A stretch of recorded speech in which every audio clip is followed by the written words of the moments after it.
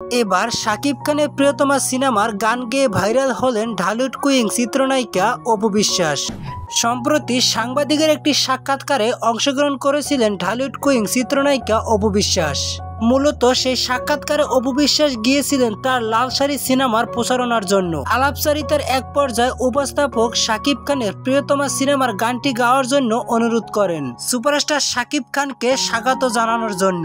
অপু বিশ্বাস শুরুতে গানটি গেতে না চাইলেও পরে ঠিকই গানটি গেয়ে শোনান সবাইকে। শাকিব খানের প্রিয়তমা সিনেমার রোমান্টিক গানটি অপু বিশ্বাসের মুখে শুনে বিষয়টি নেটিজেনদের কাছে খুবই পছন্দনীয় এবং ভালো লেগেছিল। শাকিব খান অপু বিশ্বাস শুরু থেকেই তারা দুজনার সিনেমার প্রচারণা করেছিলেন।